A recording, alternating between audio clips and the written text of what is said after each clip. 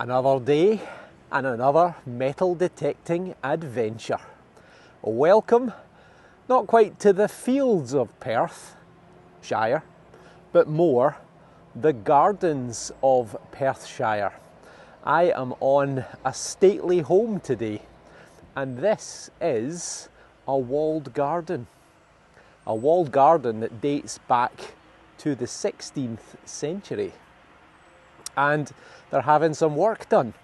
It's been renovated, it's being dug up, it's being replanted, and they've asked me to come in and to see if there's anything of interest. So, who knows? It might be full of junk, it might be full of treasure. Only one way to find out.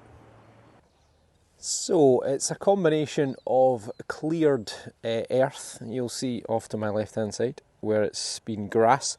You can see the topsoil's been removed because they're doing some building work. There's a building going in on the right hand side. So I've started on this cleared spot and straight away I've got a target.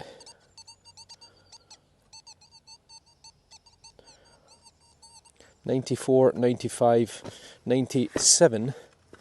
Not amazing, but it is not easy digging either. It's quite stony. Let's get that over. Still there somewhere. As I say, I really don't know what to expect. It could be full of trash, or it could be full of treasure. One more and we'll get the pinpointer out. We're out. 92, 93. I don't think I'm going to get my spade in the ground, so I think oh no, it'll go there. Right, first hole, first target. Let's see if it's a big Georgian gold sovereign. Not a sovereign, a guinea. It's a coin. Well, it's a coin, but it's a spendable. But they all count. People still losing coins, not in fields, but in gardens, and who knows, it could even been the builder last week. Well, 1 penny, you can see the portcullis on the coin there. 1 new penny. It's going to be Elizabeth II, and it's got a date on it, but I can't quite make it out. 1975. So there you go. Elizabeth II, the longest reigning monarch in history, and died last year. But it's a coin, and as I say, it just shows you people still lose stuff. When you bend down, you pick stuff up, coins fall out your pockets. This one looks like it's just under this big fragment of building material, or right on the edge of it. 82, 83. I've only had the 1 pence so far. There's a lot of junk in here, a lot of iron and such like. But is there anything good? Well, thank God it wasn't deep. Right, is it going to be something good or some junk?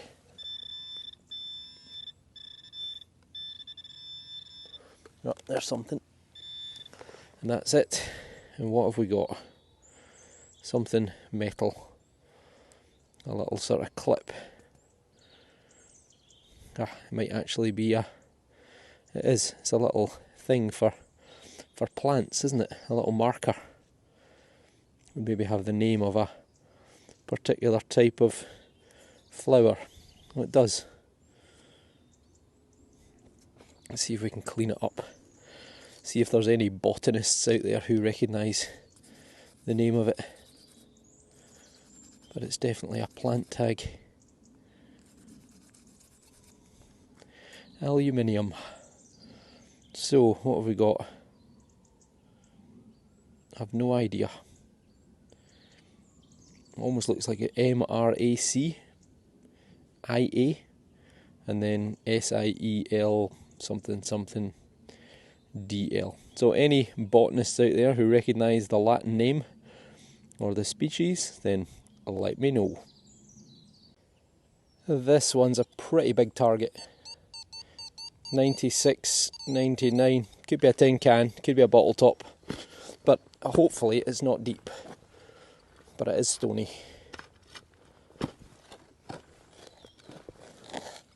Oh, that could be it there. That is it there. Well, it's big and it's round. Might be the biggest coin I've ever found in my life. Or it might be something else. Well, it looks like it's maybe a lid of something. I think it is. I think it's a big coppery alloy tin kind of lid to something. See if there's any writing on it. Right, I'll tell you what, leave it with me. I'll come back to you once I've dried it out and cleaned it up. Unfortunately, can't see any kind of decoration. Got my dog's hairs all over it. But yeah, it's probably the lid off of, I don't know, some sort of face powder or makeup or such like, but it's probably not particularly old. 1950s back to maybe 1900s. Again, we're on the edge. It's a bit of iron there as well, but there's an 86, 87 right about there. The owner doesn't mind about me tearing up the grass because it's all going to be landscaped. We're out. Still iron in the hole, so good separation. But yeah, it'll be quite something when it's finished. It's not a massive walled garden, but it's got this beautiful wall that surrounds it with towers on all four corners. Try and do this two-handed.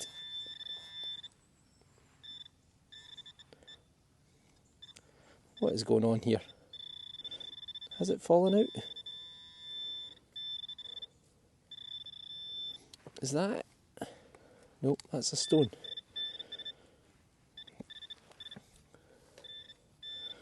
We've got two signals. No, we don't. Well, we maybe do, but we've got one right here, and that looks like a coin. So we've got two signals.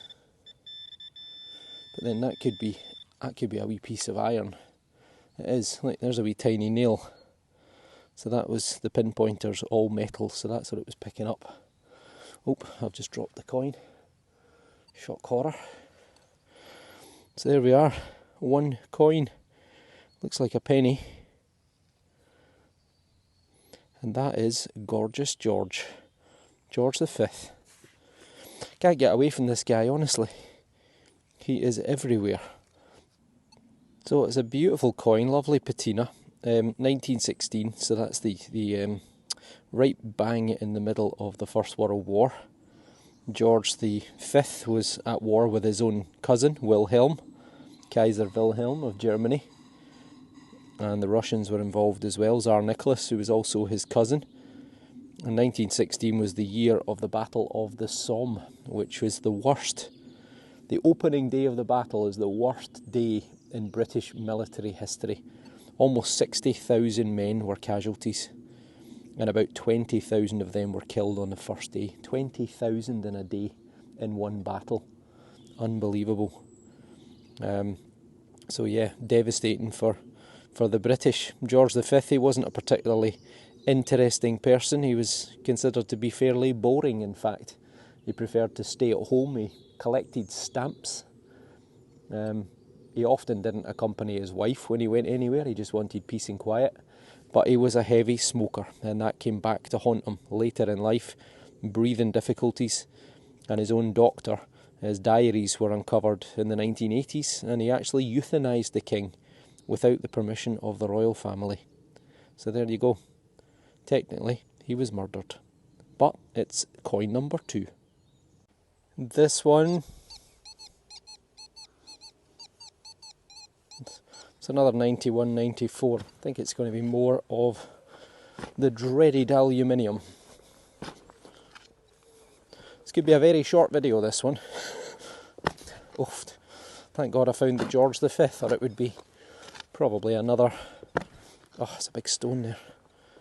It would be another day out and another total lack of footage. something reddy brown coloured. Is that a brick or is that metal? Nope, that's a bit of pottery or a bit of something. That though, nope, that's brick as well.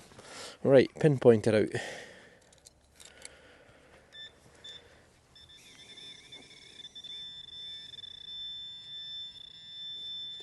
What's that? It's green.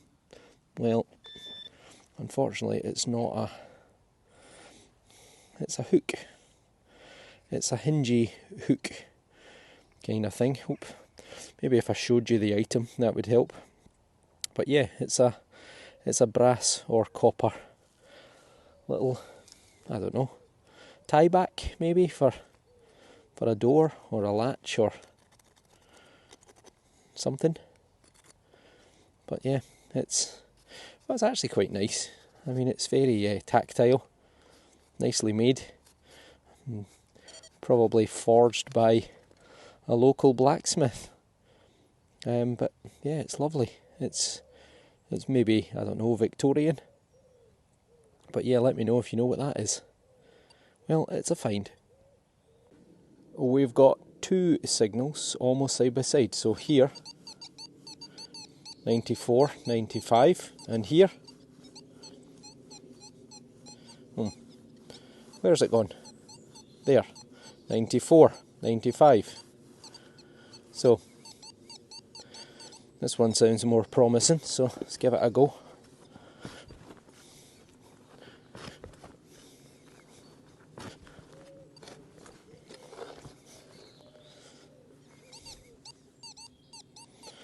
What is that? That looks like a bottle top. It's another electrical fitting off a light bulb or something along those lines. Darn, I think the other target might be exactly the same. Only one way to find out.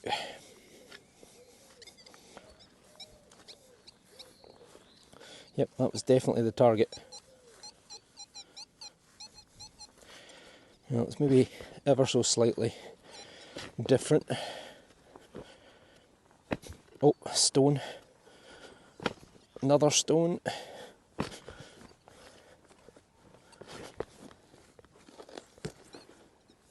Oh, it's a lot of junk there. Might have missed it slightly. Let's try in there. Well, I don't believe it. We might actually have a coin.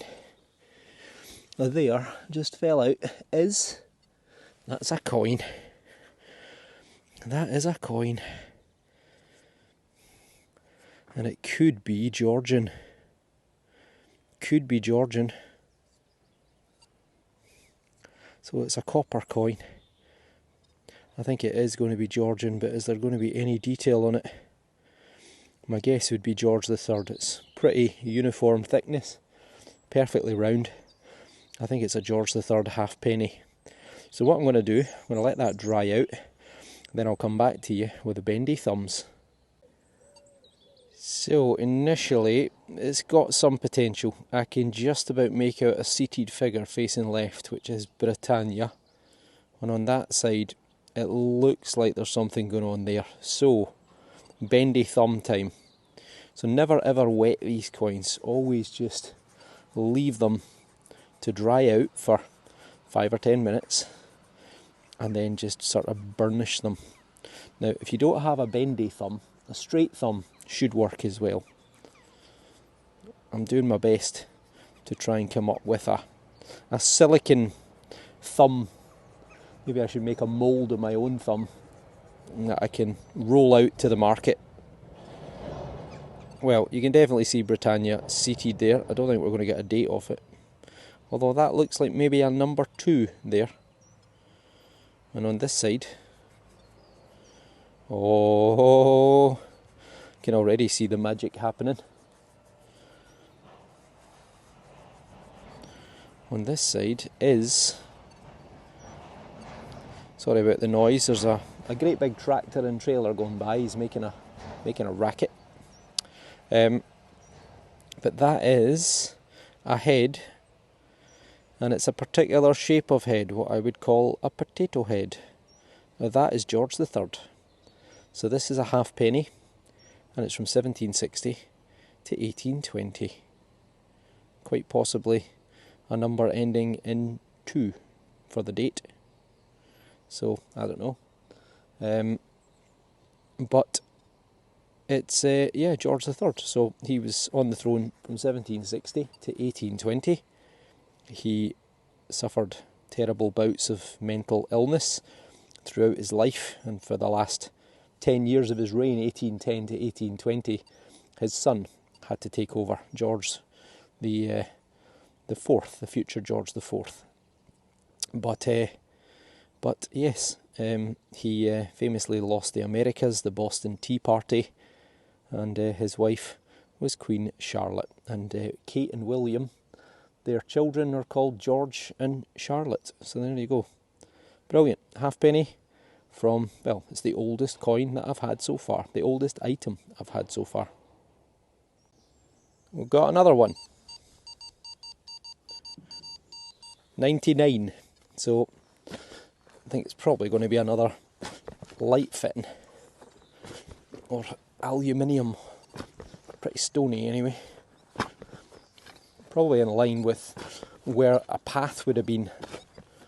Because I would imagine there would have been a border, because that's the wall there, so there would have been a border running up here with people growing stuff, and there was probably a walkway or a path.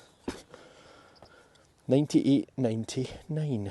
So let's have a wee look. The owner, oh, there's something there round. The owner actually tells me that, oh, it's a huge doorknob.